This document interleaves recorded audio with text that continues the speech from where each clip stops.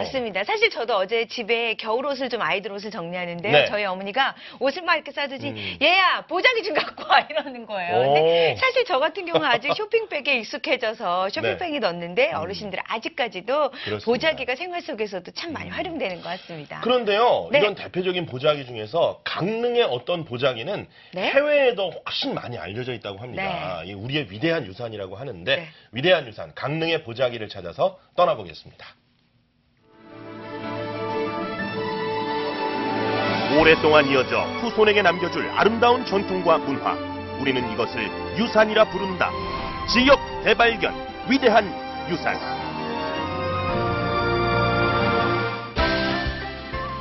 한 땀 한 땀 수놓은 정성. 규방문화의 꽃이라 일컫는 자수가 강릉에선 보자기에서 한 폭의 아름다운 예술작품으로 태어납니다. 시대를 앞서간 강릉 여인들의 예술성을 담아낸 강릉 수보. 강릉 지역의 위대한 유산, 강릉 수보를 소개합니다.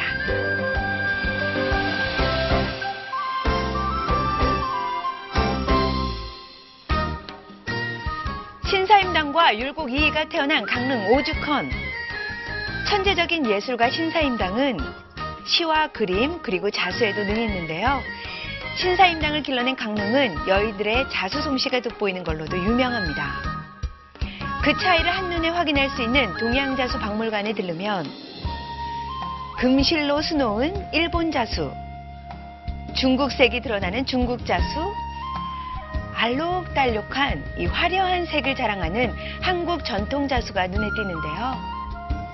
가장 눈길을 끄는 것은 강릉 수보 전시관입니다. 강릉 여인들이 술을 놓아 만든 보자기로 강릉 지역만의 문양이 특징입니다. 각 지역의 보자기에 나와 있는 문양들은 주로 화목 문양이나 해서 꽃에 관련된 그런 그 문양들이 주로 대종을 이루고 있습니다. 반면에 강릉 수보에 나오는 주된 문양은 나무 문양입니다. 그 강릉 지역의 주변에 이 산을 보면은 온통 숲으로 둘러싸여서 큰 나무들이 많이 있지 않습니까? 소나무들이니. 거기에서 나오는 어떤 그런 영향이 있지 않겠냐 하는 얘기도 있고. 타 지역 수보 문양을 보면 꽃이나 나비, 봉황새가 문양의 주를 이루고 있는데요. 강릉 수보는 나무를 위에서 내려다본 듯 강릉 지역의 아름다운 자연 환경이 보자기에 그대로 수놓아진 거죠. 가만히 보면 디자인도 독특합니다. 타 지역과는 가장 주된 차별성은 아까 그 추상성, 화려한 오방색을 활용해서 다양한 그런 사실적인 게 아니라 그런 추상 문양을 표현했다는 거. 그게 이미 이제 현대적인 얘기가 되는 거죠, 사실은. 조선시대 벌써 이 강릉 지역 여성들은 사실주의를 뛰어넘어서 추상예술을 자수보자기 위에다가 표현했다고 우리가 보는 거죠. 추상미술의 창시자 칸딘스키의 작품과 비교해도 손색이 없을 정도죠. 현대미술 작품처럼 멋진 디자인이 돋보입니다. 조선시대 강릉 수보엔 이미 강릉 스타일이 있었던 거죠. 그러다 보니 골동품 가게에 강릉 수보가 나왔다 하면 수집가들이 앞다퉈 달려올 정도였다고 합니다. 때문에 정작 강릉에선 자취를 감추게 된 강릉 수보. 그러나 강릉 수보의 아름다움에 매료돼 이를 재현해내고자 하는 움직임이 일고 있습니다. 강릉에선 규방공예를 배우던 분들이 지난 2005년 이명 보자기 연구회를 만들어 활동하고 있는데요. 처음에는 규방공예를 하느라고 이제 몇몇 친구들이 모여서 수업을 하게 되었었는데 하다 보니까 강릉 수보자기가 굉장히 의미가 있고 저희 지역의 특성에 맞는 것도 같고 보람이 있어서요. 본격적으로 이제 작품 했던 게 모이다 보니 그걸 전시를 하면서 그걸 기점으로 아예 이제 공식 명칭을 가지고 이제 조그만 단체지만 꾸준하게 활동하려고 그러고 있는 중이었어요. 강릉 수보라는 지역의 전통 문화에 자부심을 갖고 사라져가는 강릉 수보를 되살리기 위한 노력을 기울이고 있습니다. 강릉 수보의 아름다움에 빠져 보자기 연구회를 만든 박인숙 씨는 꾸준히 강릉 수보를 재현해내는 일에 매달리고 있는데요. 디자인 구성은 별개로 작업하는 데만 한 달에서 한 달 반이 걸린다고 합니다. 고된 작업 끝에 탄생하는 강릉 수보인 거죠. 강릉 수보의 문양은 그대로 다만 색감을 달리해서 재현해내고 있습니다. 수보는 혼례를 비롯해 주로 길사에 사용됐다고 하는데요. 수보 가운데 강릉 수보를 으뜸으로 치고 인기가 절정에 이른 것도 강릉에 유독 예단 문화가 발달한 이유라고 합니다. 추측컨대는 이게 다 조선 말기에 예단보로 많이 쓰이셨었대요.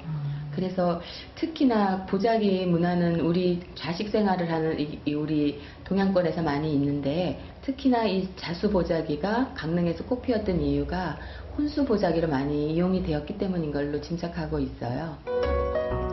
그러다 보니 수보에 담긴 문양은 조선시대 여인들의 삶과 소망이 담겨 있습니다. 시대가 변해도 어머니의 마음은 변함이 없는데요. 불로초, 태양, 연꽃, 새를 형상화한 다양한 문양이 다 들어져 있는 것도 좋은 것들을 다 담아서 자식이 잘 되길 바라는 염원이 꽉 차 있는 거겠죠. 91살의 박인숙 씨 시어머니 박동항 어르신은 16살에 만든 자수를 아직도 간직하고 계신데요. 강릉 수보의 맥을 잊지는 못했지만 서울에서 시집온 며느리가 강릉 수보의 전통을 잇고 있어 뿌듯합니다. 고생 없으세요? 참 기가 막히네. 우리보다 더 잘했어. 더 잘 넣었어. 더 잘났어요? 더 잘 넣었어. 우리 한국에서 옛날부터 이런 거 노인들이 안양네들이 했다는 게 기가 막힌 일이잖아. 그때는 뭐 학교라는 것도 전혀 모르고 만날 여자는 바깥에 나가는 거 그거 했으니까. 그게 이렇게 퍼져가지고 참 후손들한테 전한 거는 너무 고마운 일이죠 뭐. 참 좋은 일이죠 뭐. 그리고 전수하고 있으니까 좋잖아. 박인숙 씨는 매주 2차례 대학 평생교육원에서 전통 보자기 강좌를 열고 있습니다. 지역민들에게 강릉 수보를 알리기 위해서인데요. 그 아름다움에 외국인도 한눈에 반했습니다. It is very attractive. It's very beautiful. And that's why I love doing it. And I really like hand sewing. And even though it takes a long time, the result is so beautiful. 강릉 수보를 완성하려면 꼬박 1~2달씩 붙잡고 있어야 하는 작업이라 누구도 선뜻 배우려 하지 않는데요. 그래서 처음엔 전통과 현대적인 느낌의 보자기로 대중에게 다가가서 점차 강릉 수보의 아름다움을 전하고 있는 거죠. 이제는 그 소중한 가치를 알아보고 지역의 보물로 제자리를 찾아가는 중입니다. 강릉 수보는 혼례 등의 길사에 사용되었는데요. 강릉 여성들은 화려함뿐만 아니라 복을 기원하는 마음을 보자기에 함께 바느질하였습니다. 강릉 수보는 단오제라는 문화적 경험으로 탄생돼 지형적 요인으로 강릉에서 제작 유통된 강릉의 위대한 유산입니다. 조선시대 규방에 갇힌 여인들이 마음껏 자신을 표현했던 예술작품 강릉 수보. 세대를 넘어 그 아름다움이 전해지고 있습니다. 강릉 수보의 소중한 전통, 한 땀 한 땀 다음 세대로 이어나갈 강릉의 위대한 유산입니다.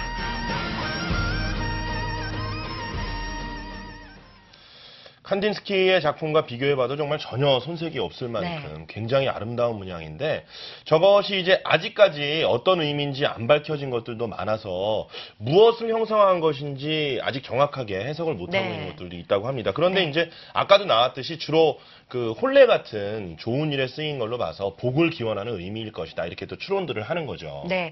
아까 어르신도 왜 91살인데 본인이 시집 올 때 갖고 오셨던 걸 꾸깃꾸깃 꺼내셨잖아요.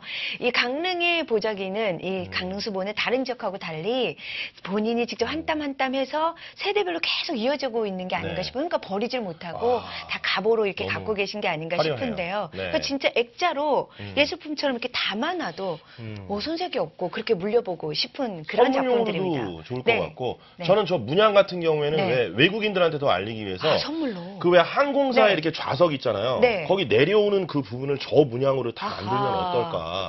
그럼 외국인들이 이거 뭐냐 이렇게 좀 궁금해하기도 하고 알릴 수도 있을 것 같아서 아이디어인데 어떻게 항공사에서 좀 들으시면 참고해 주시기 바랍니다.